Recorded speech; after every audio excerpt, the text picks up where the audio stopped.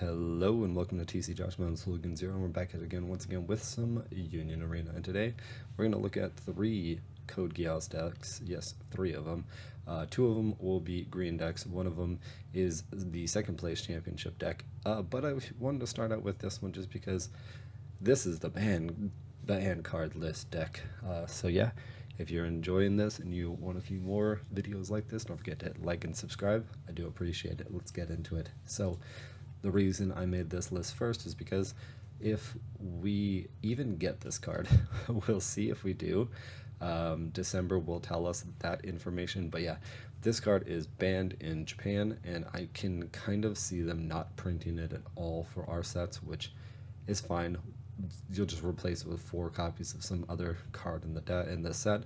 I haven't really gone through to like see how that would look, but reason this card is banned is because this effect is disgusting. If you watched any of the videos I've made previously, I'll link in there so that way you can watch the gameplay. Kind of nuts when this card gets to just swing 3 times because of this raid character unsuspending a 3000 power character, and this character making it so you can't block anything with more than 4000.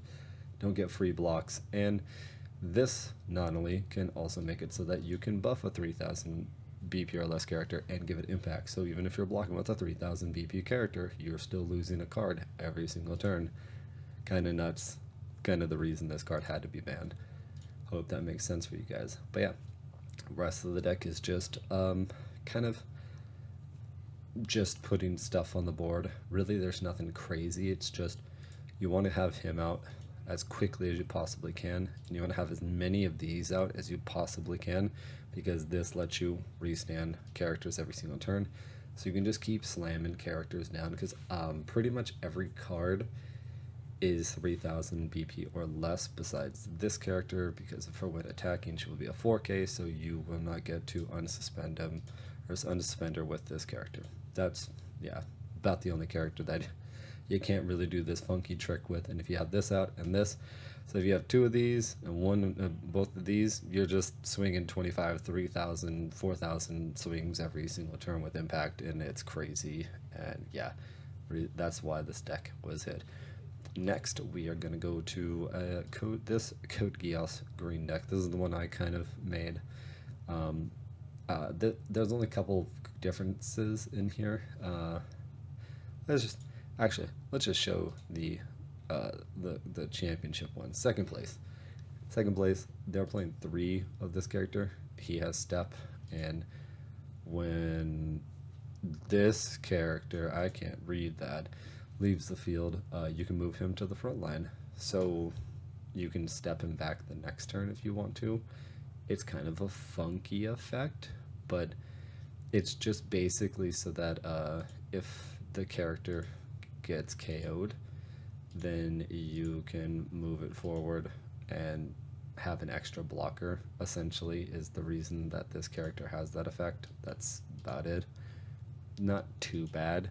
Kind of sucks that you would have to just move him back to get your double energy, but yeah, he also brings it so that you will block every single time against these robots. Are ridiculous. So both of them have damage too. This is an inherited effect. I've seen a lot of people not understanding how raid mechanic works. If you raid onto a card, you have to raid onto this card. It has to be the correct one.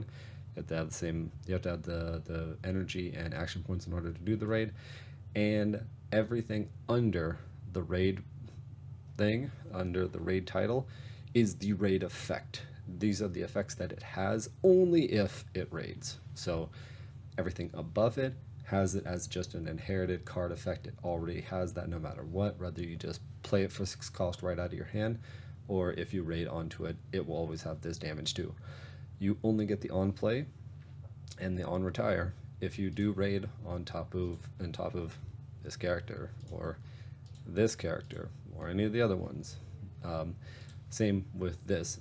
Inherited always has damage too.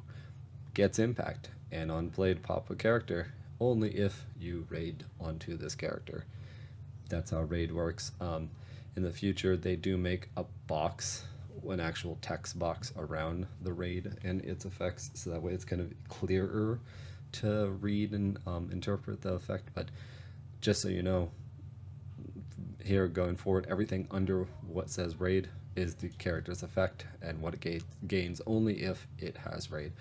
The difference in my deck in this one is they play this character looks at the top 5, adds card. Same thing as the other cards, just I played the event, this is playing the character. I can see why this is better. You get a 1-drop on the board who searches, gives you an energy, really good card. And then they play 3 of him instead of 4. Totally understand it, I get it. He's just 2 energy, but yeah, for me, I just like playing 4, but we'll see, maybe that'll change. This character, really good at just promoting and generating a lot of characters on board, because you get to just play a 2-cost or less 1 action point character rested onto your field, and that's really good, especially if you can play this, get her out early on in the beginning. Bam. Character is ridiculous, gets to generate a bunch of energy on play, draw a card, lots of draw power. This deck has a lot of draw power. There's 4, 8, 12 draws in the deck. Yeah, plus 3 searchers. That's 15, 27 cards that you get to go through your deck, plus this character who gets to draw 2 costs, which is 1, 2, 4, 8, 12, 16, 18. Yeah, a lot of characters. Just get to search through a lot of stuff to play out. So yeah, pretty good card to have in the deck. Going to be a really strong deck. Definitely going to be the deck you're going to play for Code Geass moving in the future if we do get the non-elite ban. And my version of it, again, like I said, I'm just playing the event instead of the character. Pretty much the same exact effects. And I think that's pretty much it. I'm playing 4 here, and that looks about to be the only difference that I can think or see on. Wish I could pair them. That'd be cool. That'd be nice. Yep, I think that's it. Just the events. But yep. Hope you guys enjoyed this. Hope you guys are looking forward to Code Geass. It's going to be a very powerful deck, both red and green. Purple has its place, and then blue is going to look really cool in Code Geass Volume 2. We won't get that yet, though. That's later on down the line. But yeah, hope you guys enjoyed this. Hope you guys are looking forward to playing this game once it comes out in less than a month. End of this month, we have pre-releases, and I will make a video going over how pre-release is going to work and what you should be really kind of like hoping for pre-release.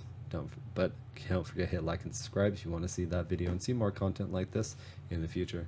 Until next time, keep collecting shiny cardboards, keep collecting shiny cards, and I will smell you later.